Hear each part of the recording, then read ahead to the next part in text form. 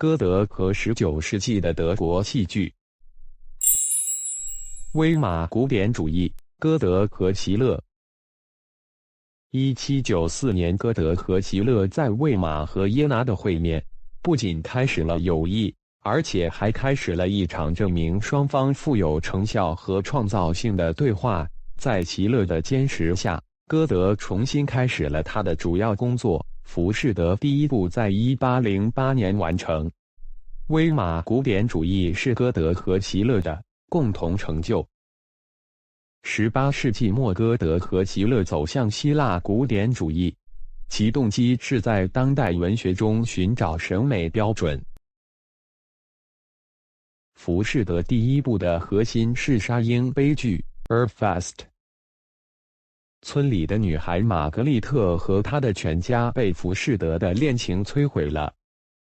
浮士德是一位学者教授，枯燥于书本学习，渴望经验，诉诸魔法，与魔鬼订立契约，并与新伙伴梅菲斯托一起踏上旅程。梅菲斯托使他变年轻，并引导他找到玛格丽特和走向致命的恋情。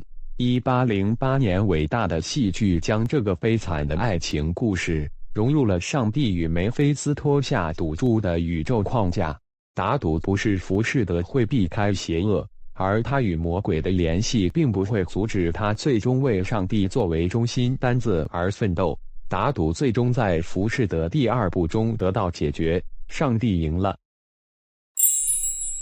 歌德与浪漫主义。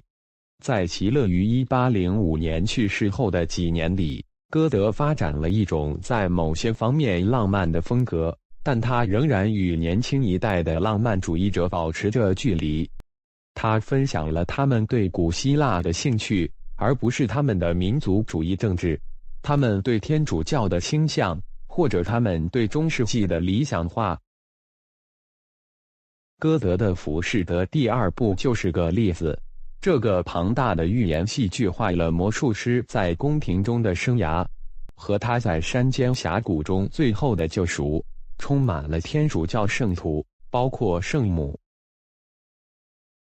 歌德这一时期的诗歌以异国情调为特征，对外国流派和风格的同化，比如中国诗歌，尤其是波斯诗歌，与浪漫主义者分享这种异国情调。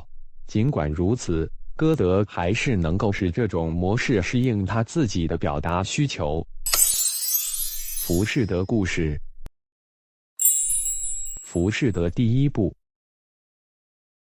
浮士德第一部发生在多个环境中，第一个是天堂。恶魔梅菲斯托与上帝打赌，他说他可以引诱上帝最喜欢的人浮士德。他努力学习一切可以知道的东西，远离正义的追求。下一个场景发生在浮士德的书房中。浮士德对科学、人文和宗教学问的虚荣感到绝望，他转向施展无限知识的魔法。然而，他怀疑他的尝试失败了。沮丧的他考虑过自杀。但当他听到附近复活节庆祝活动开始的回声时，停手了。他和他的助手瓦格纳出去散步，一只流浪贵宾犬跟着回家。在浮士德的书房里，贵宾犬变成了梅菲斯托。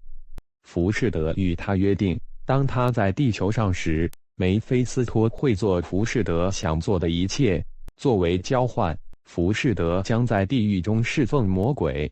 浮士德的安排是，如果他对梅菲斯托给他的东西感到满意，而想停留在那个时刻，那么他就会在那一刻死去。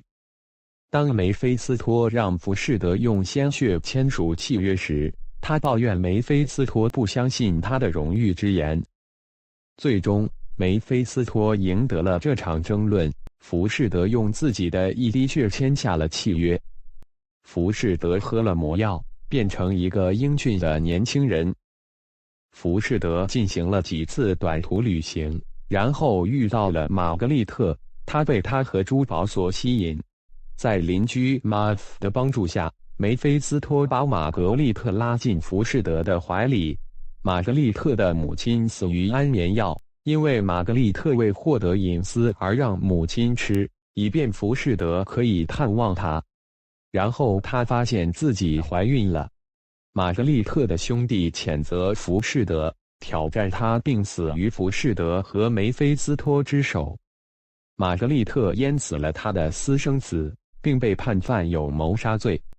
浮士德试图将玛格丽特从监狱中释放出来，从而使他免于死亡。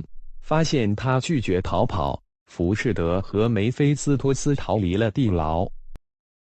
来自天堂的声音宣布，玛格丽特将得救。Sie ist gerettet.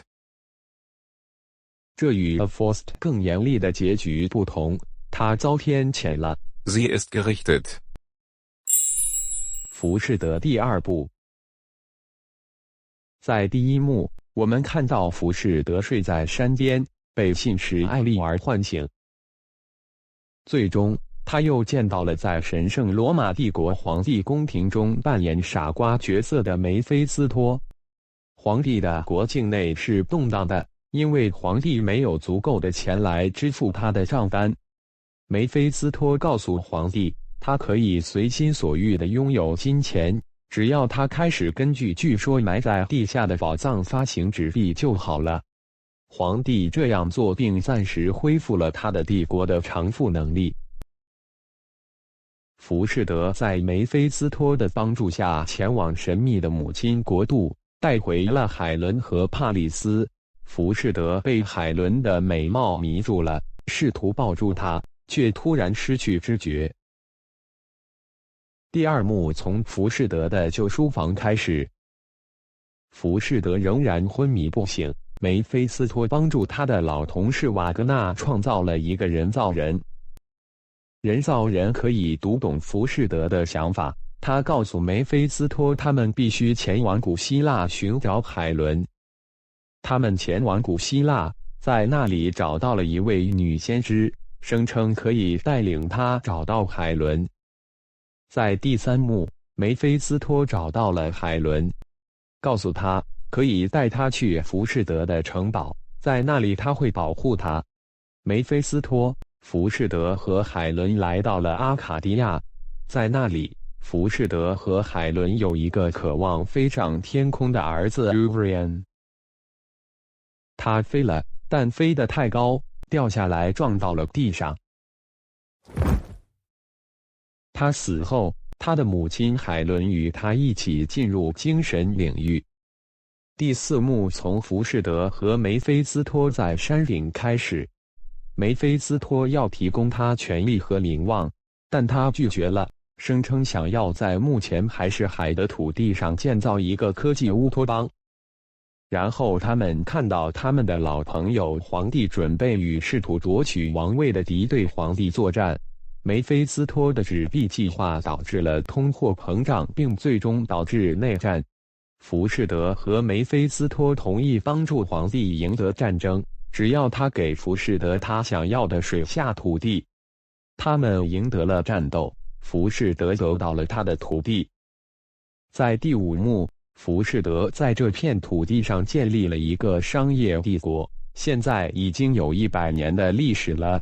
他最终死了，恶魔没有得到他的灵魂，而是一群天使降临，将他拉上天堂。